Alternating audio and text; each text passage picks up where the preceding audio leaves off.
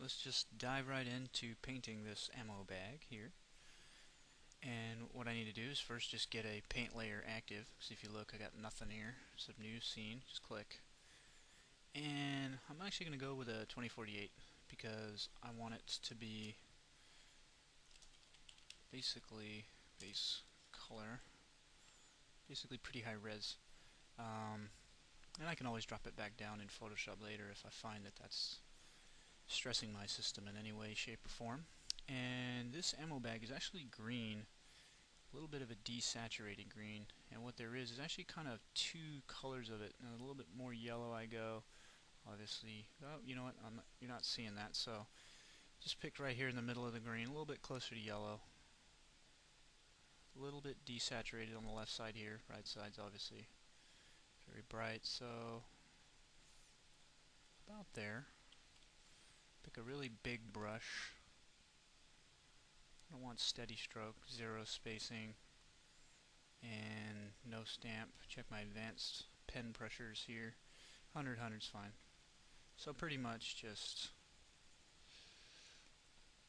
paint across this whole surface. Could use a hard fall off. Just make it a little bit more deliberate here. Okay. Okay, that's the base color there. And then what I'm going to do is if I'm over here, just pick a darker green and paint this guy here. As long as this is a completely separate element, so it will not transfer paint across that surface until I breach that surface with the center of my brush.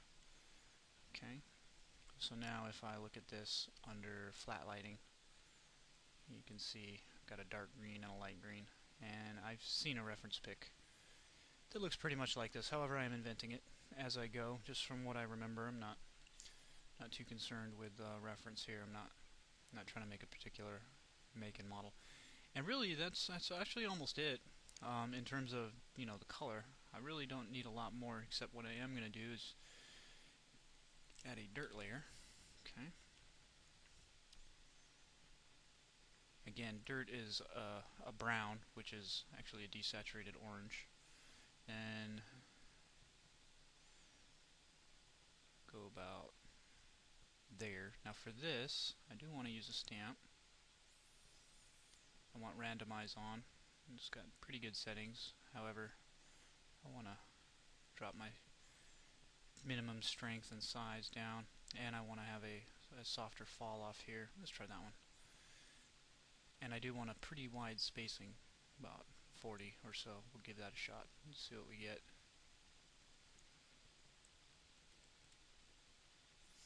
Now let me do this in flat lighting.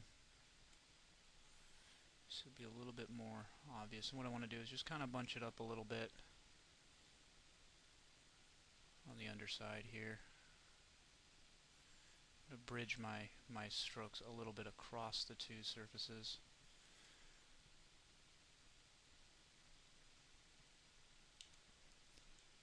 And this is actually folded up a little bit where the stitching doesn't exactly lie. So just keep hitting that. Okay. So I'm just kind of highlighting this piece here.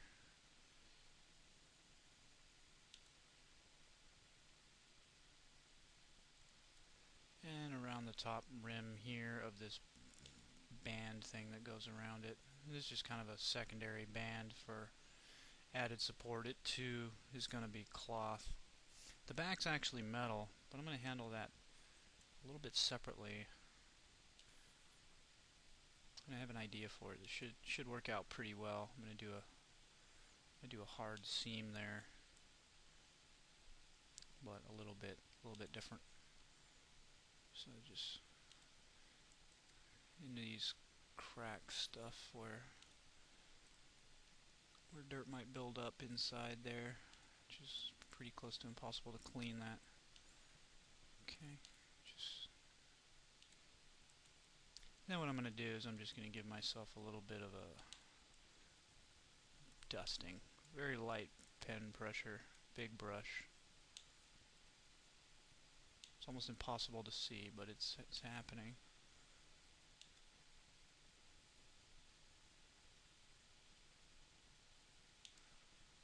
So basically the whole bag is dirty.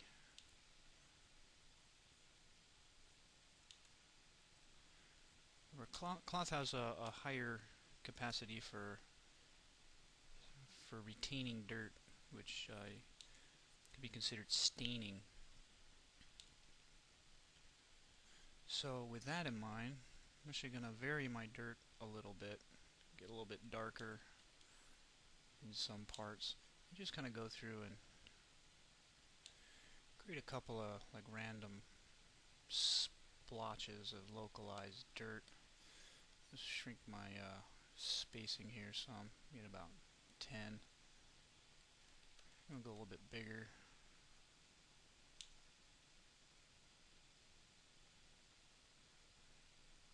Now I'm not highlighting any particular edge. I'm not going around the edge like that, you know, per se. And you kind of factor in that maybe some oils or something from the bullets that are inside, you know, especially if this got wet, kind of secrete it out. I'm not sure. I doubt the bullets themselves are lubricated. However, we can just kind of, we can say, yeah, they're, you know, they're dirty. They're leaking gunpowder or whatnot. I actually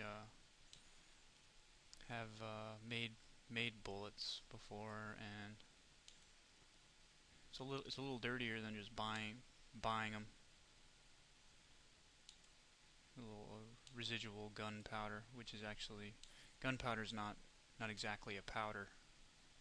It's actually grains, either long grain or ball grain or whatever, little tiny balls or little tiny rat turd pellet things, and but they do kind of shave and leave a little bit and get a little bit of powder going on. So just random, going real random here, just kind of, you know, mud or whatnot. All right, that's okay for the dirt layer.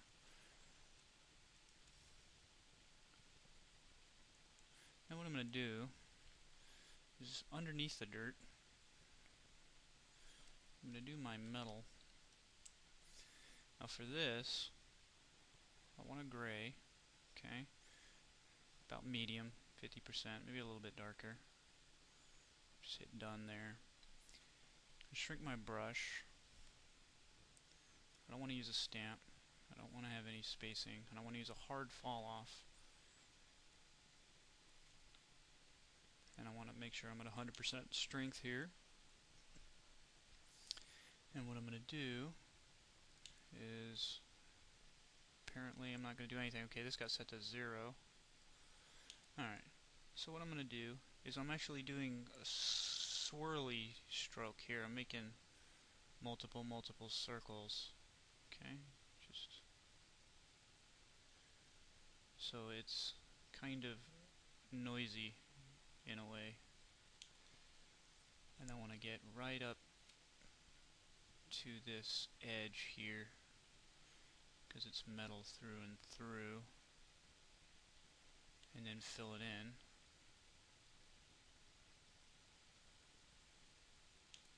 Okay. Let's just be a little bit more deliberate, do a couple of cuts. Basically, it's just what I'm trying to do here is like a shredded fabric where they just kind of just overlaps, and it was at one point a nice clean edge, but overuse and rubbing against, because this is going to rub against the gun like crazy. It's just got shredded right there. Okay. But I do want to maintain. I don't want to have too much long waves. Okay, I want a tight noise scale here. So any of these major mountains, I want to kind of trim those away. And I'm gonna erase just a little bit with a hard fall off. And just make sure I have enough space to actually run a seam line down this guy. Because I'm going to do stitching.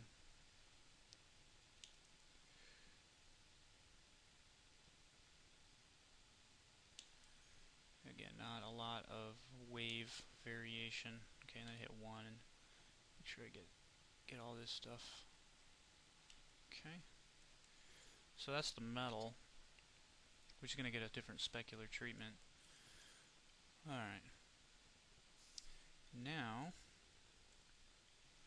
I might as well just go right into the meat of what's going to make this cloth versus any other surface. Right now it looks like plastic. And really that's all in the bump map. So, just going to make a new layer, call this cloth base. Okay, put it in my bump map channel. And what I've got for this is a projection brush of a tiling burlap texture. Okay, if I move the model out of the way there, you can see that I've got this, and if I tell it to use tiles, it tiles out pretty good. There's a bit of a seam going on there, but it's really not going to get noticed. So I'm going to use this, and the difficult part here is going to be matching scale. Now I think that the best way to do this will actually be to flatten this in UV space and have seams, and then fix my seams on the model.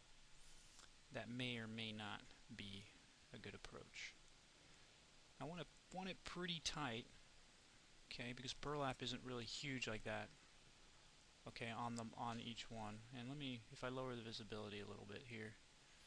Okay, burlap's pretty tight, so I'm going to go about that, and I'm just going to give it a test here.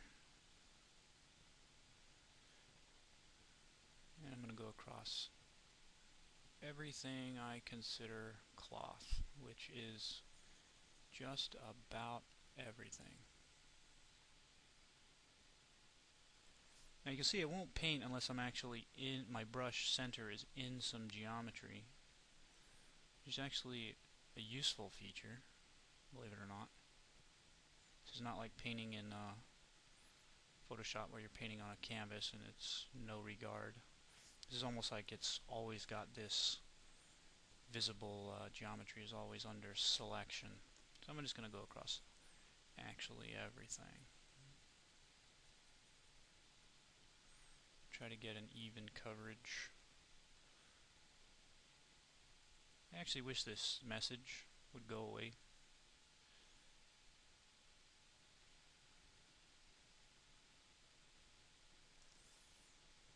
I didn't want to hit that. That's clearly in the gray. Actually, no, it's not. It's got some green on there still. Yet. Okay. Alright. So let me hide that. I go to mesh and unflatten it. You can see that my seams are actually pretty unnoticeable, but I'm going to fix them anyway. So, what we do is we just need to lower the opacity here. About 25, I guess. Doesn't look too bad. Now, being on the model here, that makes my scale a lot lower. Now this is going to be a little bit difficult to see, so what I'm going to do is actually I'm not going to use tiles.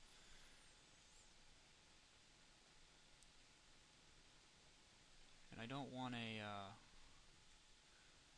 hard fall off, just to double check. Okay, it's using a relatively soft one. Get a little bit of a smaller brush. And that's much larger, so I need to shrink that some.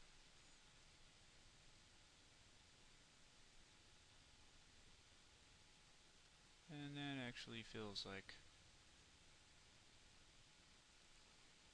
about the same scale there. It still feels a little bit larger. This is still feeling a little bit more plasticky there, so I need to actually use my tiles but not show them. Use tiles, don't show tiles. I'll just move it over here and try that. That feels about right. I just want to make sure that it's kind of flat here. I'm going directly on the seam and I'm not going much farther. However, what I am doing is kind of making it a little noisy. I messed up here because I wasn't using tiles. I wasn't actually painting right here. Felt like something weird was going on. Okay. Let's try that.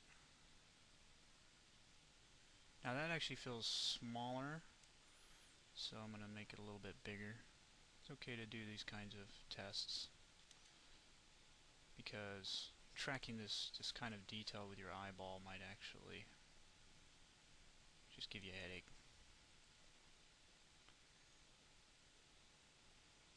Fortunately, this was unwrapped as one strip, I believe. No, there is a seam there, so let me paint right across that.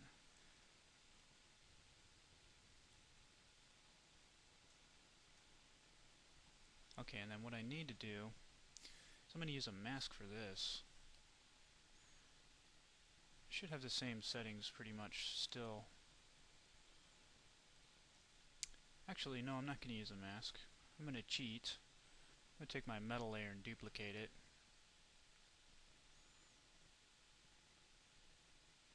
And what that's going to do is that's going to automatically cut that out for me. You see that? And it leaves a little bit of an edge there. Now if I want the cloth to appear thicker, really all I got to do is adjust its color and make it darker, more towards black, and that'll get thicker and thicker as I go. However, I want to adjust the color. I don't want to adjust the opacity here, because you'll see if I adjust the opacity that the cloth actually starts to come through. So I need to tune the color of this to make sure that I have this sharp edge. And the cool thing now is I can just paint my cloth like this, and it will only lay underneath because it's the layer that is underneath. Okay, now what I'm thinking, I tend to do that too much. It's gonna, really nobody's gonna notice that the inside here is cloth, but really this is metal. So let me hide my bump real quick. If I just show the metal layer and I hit 3, it'll give me the eyedropper. Once I click, it'll put me back on whatever tool I had, and then I can alt click this. So what I'm going to do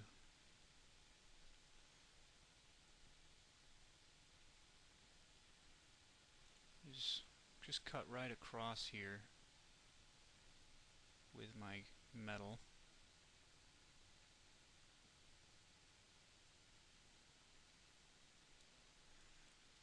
And what I'm going to do is I'm going to try to make a couple of X's here. Now if I go to flat lighting, it'll be a little bit easier for me to see this.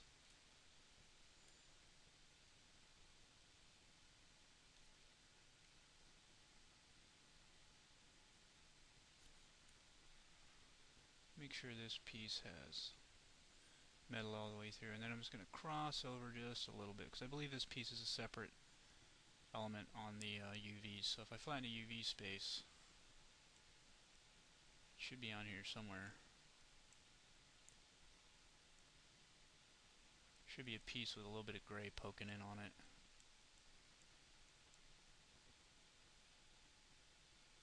Here it is. Beauty. Okay. And what that does is that really makes sure that that's a hard, perfect seam right along that edge. Okay, there's my metal. And then I need to actually show these. If I go out of on flat lighting, you can see that my cloth is still over, so really I guess gotta make this guy again. So I'll just duplicate that.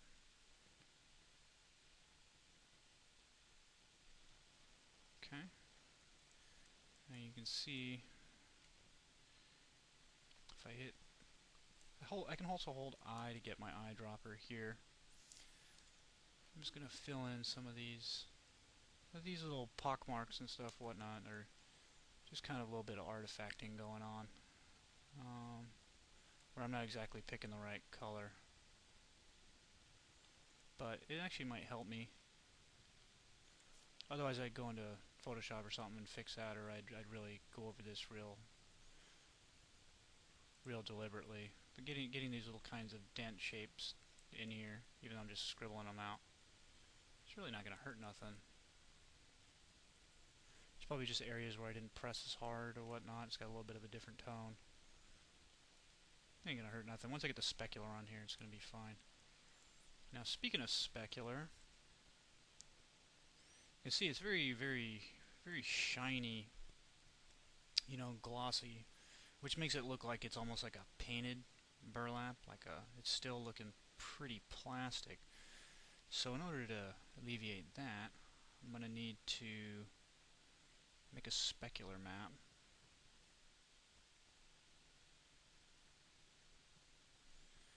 Okay, and let's just take our base color and duplicate that.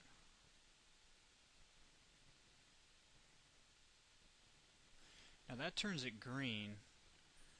So what I'm going to do is I'm going to adjust the color, and I'm just going to drop the saturation on that guy. Then I'm going to lower the value, and the lower I make it, the less shiny it's going to be. Okay, it's much more clothish. It tends to have, doesn't reflect light as much, cloth, as a glossed surface, as a plastic, as a paint. You know, paint is almost like a plastic surface, and metal and things like that. Okay. Now if I take my metal and duplicate that, just making use of these different layers to achieve different effects. You can see I brought out that's a little bit brighter. However, I do want to take this and do the same kind of treatment as I had done in the past on the gun itself.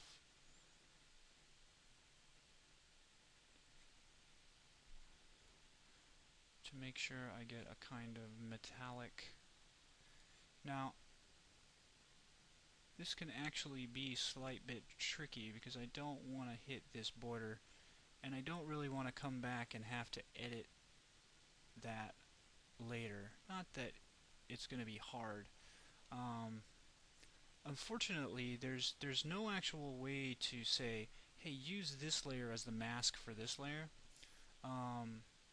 automatically. You can do it, use that layer, but you have to import a layer as a mask, which means I need to export the metal copy here, or this metal here, to be a mask for this. So instead, I'm just going to get kind of close, making sure that I don't hit the edge. Okay. Now I'm just using white.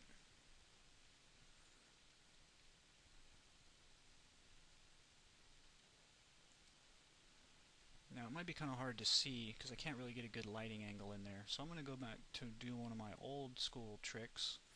I'm going to take my gloss and I'm going to make that 0 fully black, and now my lighting information goes pretty much all the way across. And with that, I'm going to go unflatten or flatten to UV space. And I'm just going to hit this manually, not worrying about a seam. Okay.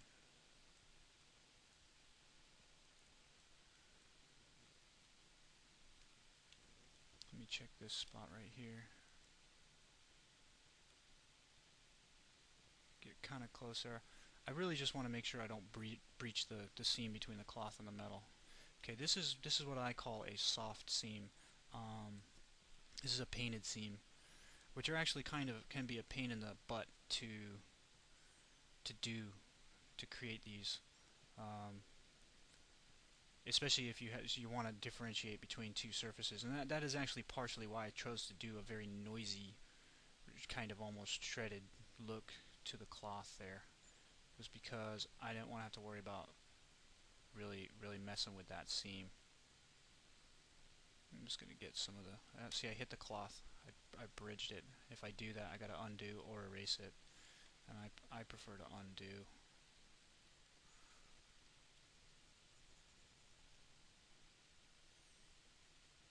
Be very careful around these edges that I don't hit the cloth.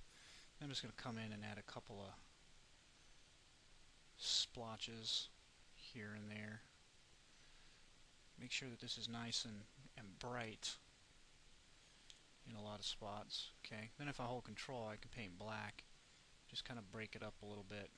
Use a big brush and break that up, and then let go of control and bring it back in, and use a big brush here. So I got a couple of real spotty spots. Okay, now going back to the gloss, if I want to put that back, it's kind of actually difficult here. It makes a huge amount of difference how much gloss you put here in Mudbox. So what I like to do is go to the numeric input, and when I go back to what I was doing, I just do 0.03. It gives kind of a wide gloss like that. So there's a nice differentiation right here between cloth and metal. Okay.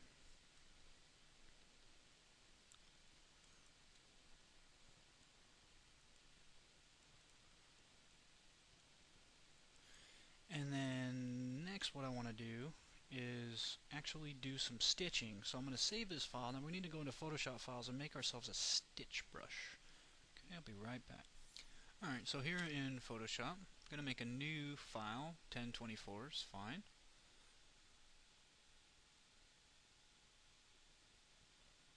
Okay. Just going to fill this layer with white using Control Backspace. Make a new layer here. And now it's kind of up to me. Do I want to do a double stitching or do I want to do a single stitching? And really, all I need is like an oval. Okay. Now if I want to do a single stitch, I just fill that. Then I hide that. Okay. That's kind of it. Now the smaller that I make this in here, the more that my tiling is actually going to have an effect. And what I'm going to do is I'm actually going to go with a single stitch. Okay, I might make two brushes here, but the point is I want to actually make this white. So I'm just going to lock the transparency and make it white. And then if I hide this, you can see that it's there. Now the other thing I want to do, so I can see what I'm doing, I'm going to make that black. If I look here up close, it's a really sharp edge, so I'm going to have to blur it every single time I put it out. So why not just save myself the hassle and blur it here? Okay. That way it gives me a little bit of a softer edge here. Like about like that. Okay, I just wanted to bring up my stupid pen. Okay, we hit OK. Then we just hide this. And then what we do is we save this as a PNG, and that will maintain the transparency because we only want to paint on this surface. I don't want to have it like this because then every other part is going to actually dip down into black. Remember, I'm painting on my bump map. So I'm going to save that. Okay, so I'm saving as a PNG here. I'm going to call this single stitch. Okay, as a PNG. And when I hit save, just going to no interlacing here. Okay. Then what I'm going to do is I'm going to move this over and hold Alt and Shift and drag out a duplicate. Okay, that makes me a new layer. And there we go with a double stitch. Okay.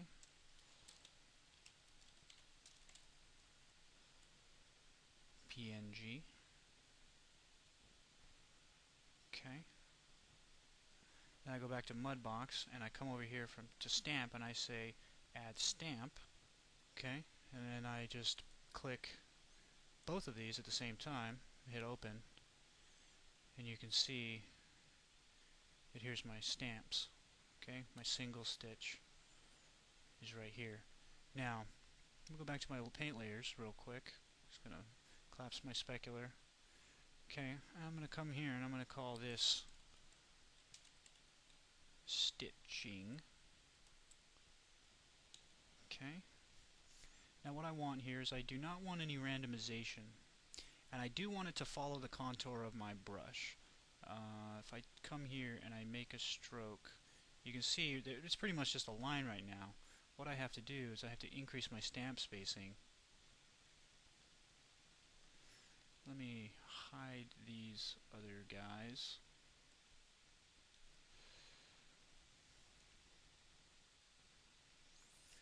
And you can see that if I'm careful, kind of wants to follow there. Now,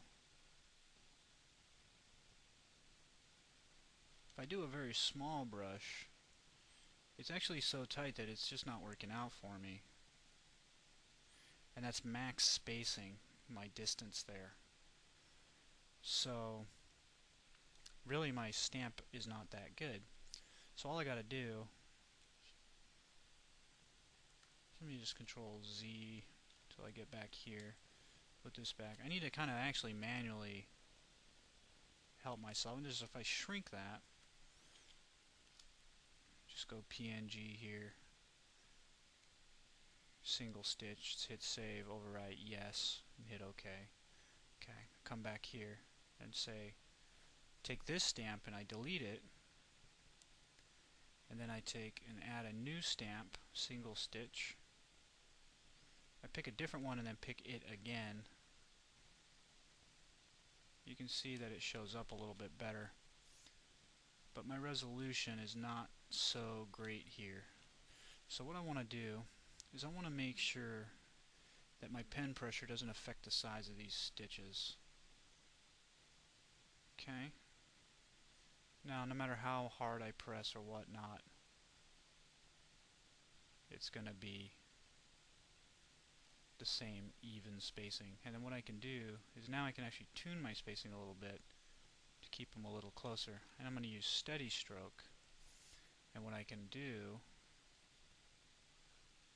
is manually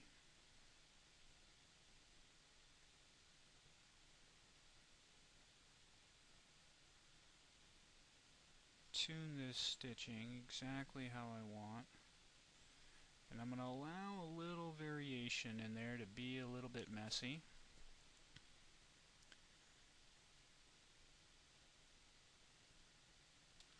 Okay, it kind of freaked at that corner. Let's see what happens if I try that again a little bit slower.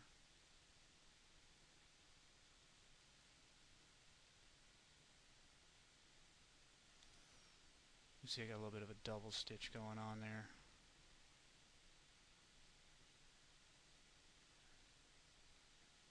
So I'm going to go slow at these corners. And I can kind of speed up a little bit. I'm allowing it to be a hair wavy. Purposely waving back and forth just a slight amount. And I'm going to hit 6 here and I'm going to erase these two, because I don't like how that came out at all. Let's start here.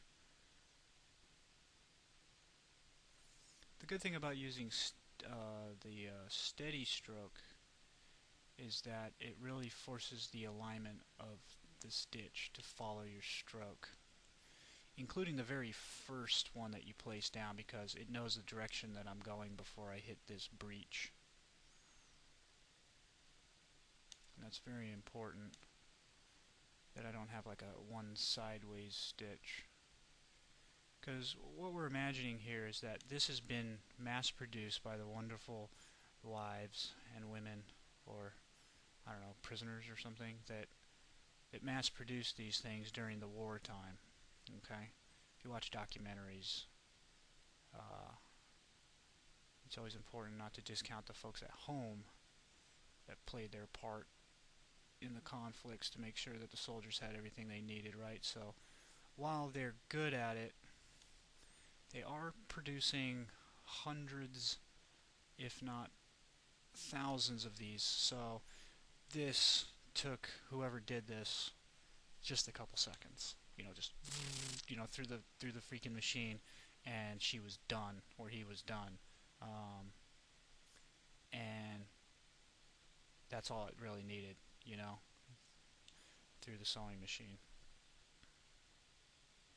Okay, I don't like select that one. Just go start here. And I started a little close. Why does my spacing seem so much closer there than there? Just going to start here. We'll raise to about here. Has to do with the angle of the normal. So you kind of want to turn your model as you go, as you do these.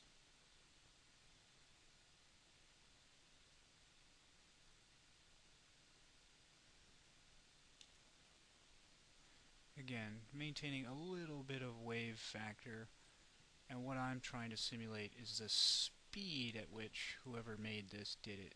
It's lightning fast. And in order for me to simulate somebody not having a care in the world in doing this, I have to show every care in the world in doing it.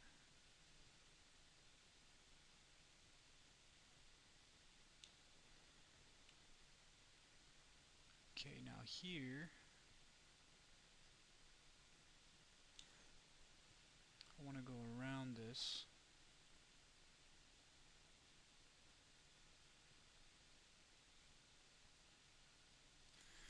I'm going to undo that because I went a little too close. I want to get a little bit more centered as I come around this curve to about there.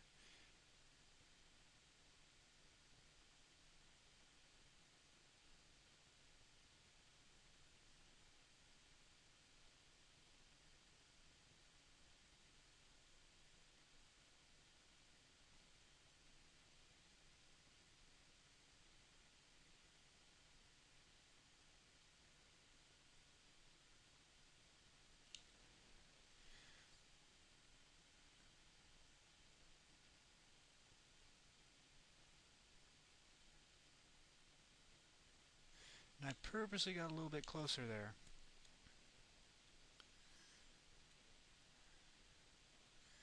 And I'm just going to run down the bottom here. Again, unfortunately, I do have to do this in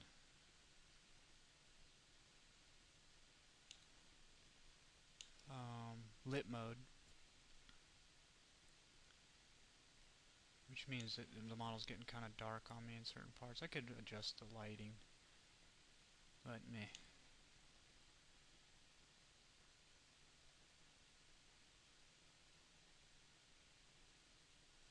Okay. Something wonky happened at that line right there.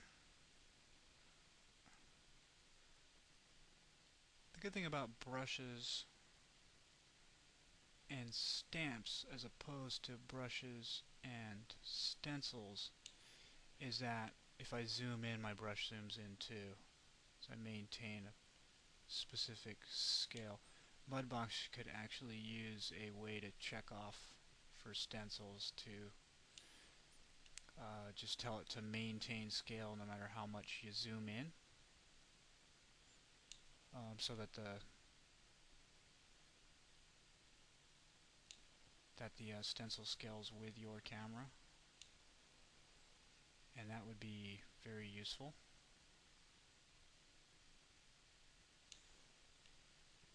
Otherwise, every time you zoom in, you have to rescale your stencil. And as we all know, leaving it in the hands of the user is the first step to mistakes. Okay, now what I'm going to do here is just make myself, I want to keep this kind of straight. Okay, which means I got to go a little slower.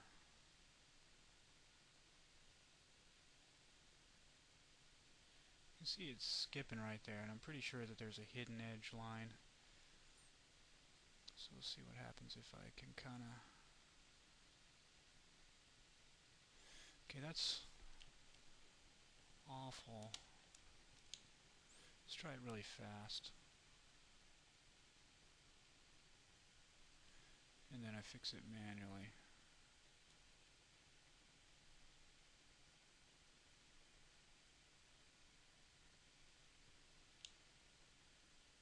doesn't seem to be letting me put one there. Okay, it's a little messy, but like I said, it's alright.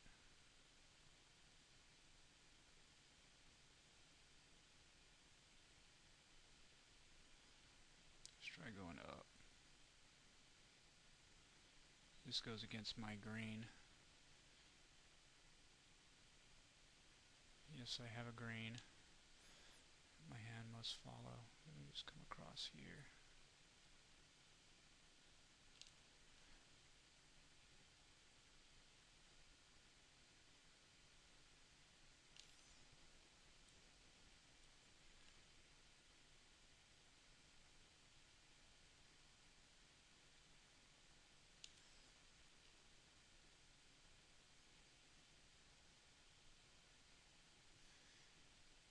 If you ever look at like the stitch job from a guy, like a dude that's sewed something up, compared to a female, it's pretty hilarious.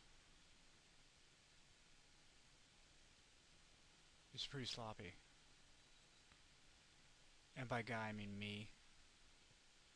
I'm the worst sewing person that you could have ever want to sew your stuff in the world. I have like this. I mean, I can't even do it. It just looks like that. I mean, it's awful. I just sew everywhere. There's artists out there when it comes to sewing, and I ain't one of them.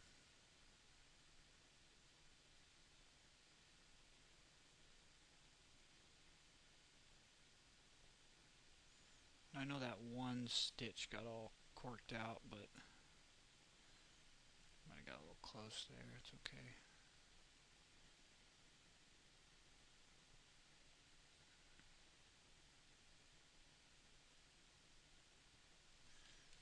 Can always just take that one guy and erase it.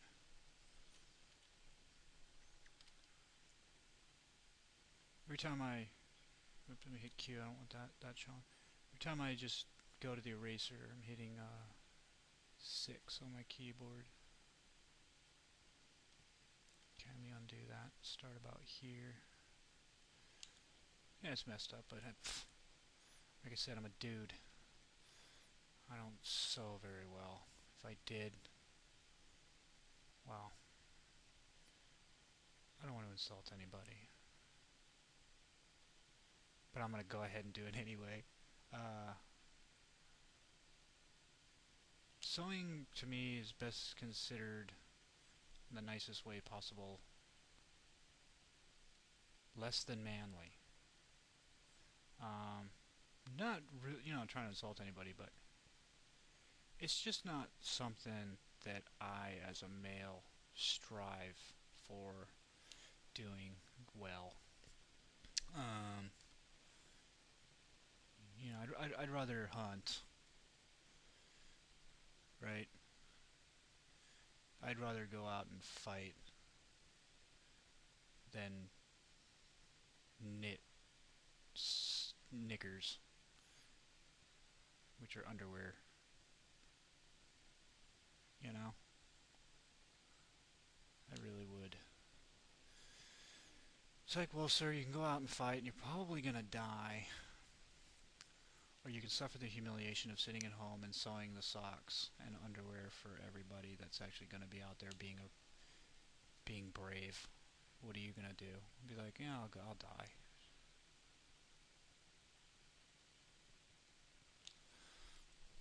But no offense. I'm kind of reaching now. I don't really even know where the stitch lines would be without looking at it. Again, I want to try to maintain the fact that I'm, actually inventing this. I want this to be completely custom, my own little unique design. I don't want this to be just straight duplicate off of some photo somewhere. I want to put my own touch. Again, if you need this to be accurate to some spec, then you'll need to go and look at a photo and match that. Here's that angle thing weird again. Oh, it's doing it. Oh, it's doing it everywhere. Dirty, nasty angles. Yeah, I'm gonna actually leave it. It's actually kind of interesting. So then if I show that with this, you can see it gets pretty blown back. Now what I can do is actually duplicate this guy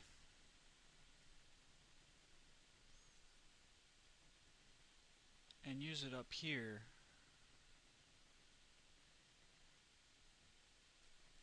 You see that? See how it brings that out? Now, do I want white? Let's just try adjusting the color. Because I could make it black, but that's probably going to make it like pretty unnoticeable. However, I could make it like a different color. Let's go with pink. No. No. Let's not go with pink. Let's go with green.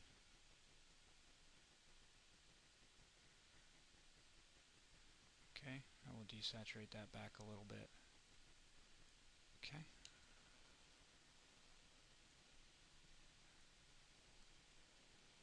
So using a very simple stamp and spacing, steady stroke, and align to stroke right here, you're able to get some pretty cool effects. Now this goes a long way in making this look like cloth.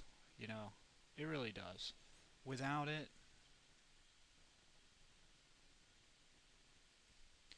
it's just not that. There's just nothing. It's too uniform. It's too too much noise in one area. But this breaks the eye up. That little patch right there really does break the eye up. Now, as a final gesture, because I'm actually pretty much done, I'm just going to call this markings. Markings, yeah. And what I'm going to do is use a black brush, pretty high strength, no stamp. I'm done with my stitching, no steady stroke. Maybe 1 or 4 spacing. Check my fall off. Go something like this. And holding B to increase the size of my brush. I don't know, at some point, I'm sure whoever's watching the video can see when that happens, but I don't see it. I just don't see it. Okay, now I need to make sure I do my advanced properties, and no, that's on the erase. Maybe down here and put these down to 0, so I'm controlling this myself. And what I'm going to do is, I don't want it really that big, and I want this messy.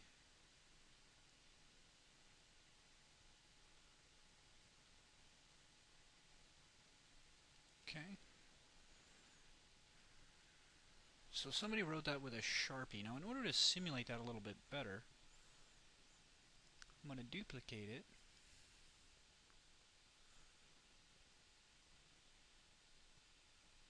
Put it underneath. And I'm going to blur this one underneath.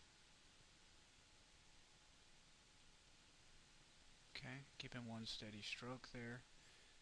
And I'm going to turn this to overlay, I think. Did that even... No, I wanted this one to normal. Those copy to overlay. I hope I blurred the right one. Yeah. And then I'm going to do about that. And then if I take this one down, get almost actually, you know what, I'm going to go ahead and I'm going to delete this one. I'm going to make a new one. Because what I'm trying to simulate here is is paint bleed. And like I said, it's being done with like a Sharpie. So I'm going to go a little bit thinner inside here.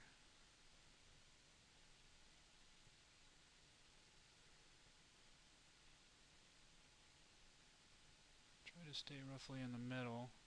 Now whoever wrote this has awful penmanship, right? I mean, I could just type this in Photoshop, make that a stencil, but that's not my point here.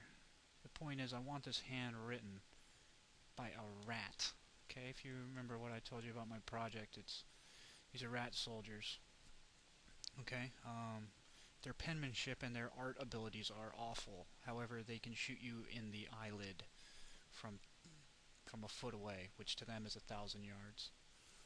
Okay. And now I could be funny again. What I want to do here is I'm going to isolate this layer and this layer, and then right click and go merge visible just to bring those back. And then if I click my diffuse layer, it comes back, and I can bring back my speck and my bump. Oops.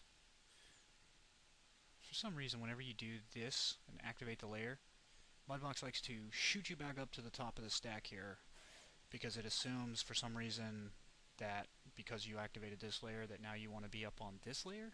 You know, like really? It's dumb. I'm not that upset about it. Okay, here we go. Now let's just be fun.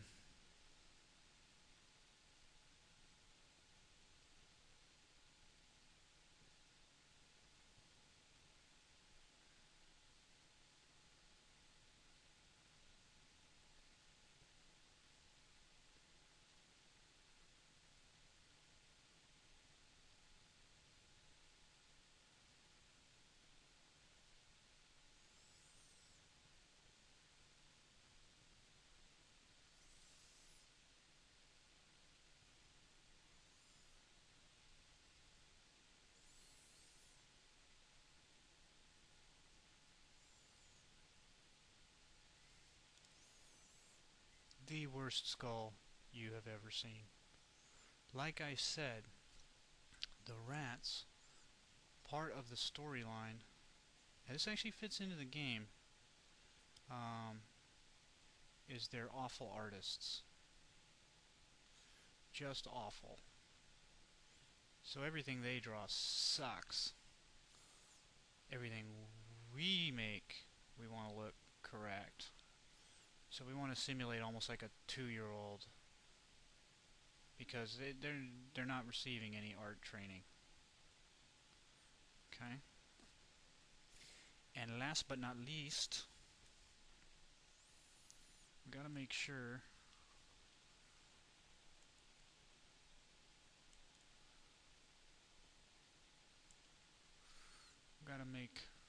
absolutely sure. Let's use black here.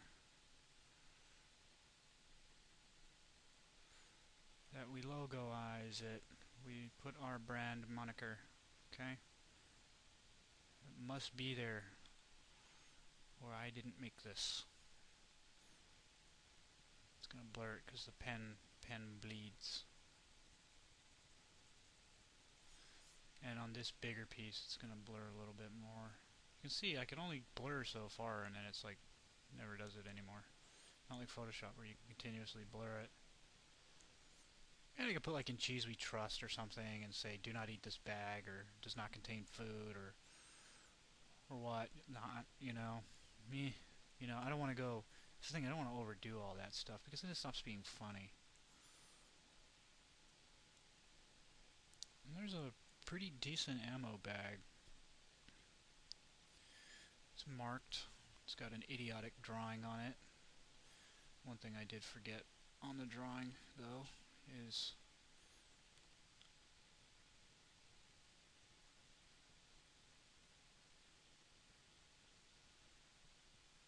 my skull cracks. It's important. Let's give him, you know what, make it a little bit more fun, and let's make him a pirate. Yarr! You scallywag.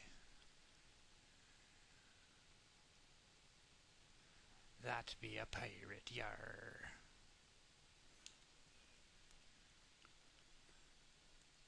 And I could probably even give him like a pirate bandana.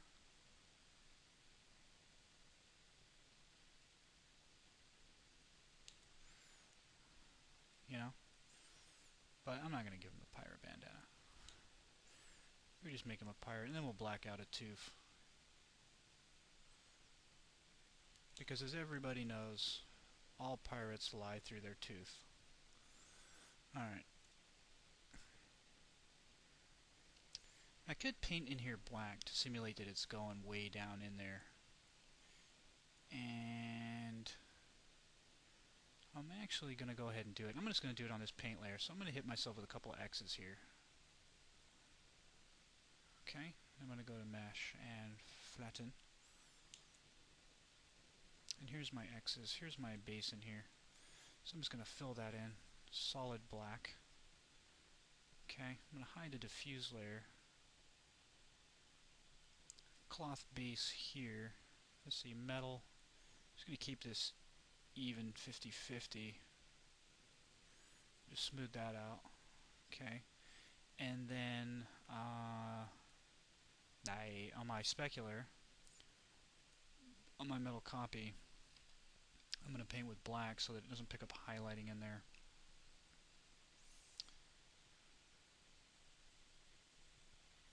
Okay. So that will look like a void. So where the bullets come out, you see that? It's a little bit of a hard edge there. But really, you're only going to be seeing it like this. And there's also going to be bullets in there. So I'm not worried about it. So I'm actually going to call this good, and it really didn't take all that long. It took a little bit more time to explain and do than what I was doing than it would have taken me to do it. Something like this is actually pretty simple and fun. I'll be honest with you. This is where I thrive. Okay, you notice I'm much more awake now, even though I still haven't gotten any sleep. It's now 38 hours for me or something. I took a pretty long break, and I still haven't slept. But I'm a lot more energized because this is much more enjoyable to me, you know, than doing those manufacturing mark things that have to be all stiff and perfect and straight. It's frustrating. This I can be a little bit more loose with, and when I can be loose, I'm happy. So there you go. And when I come back, I'll do the bullet, and we'll be just near done.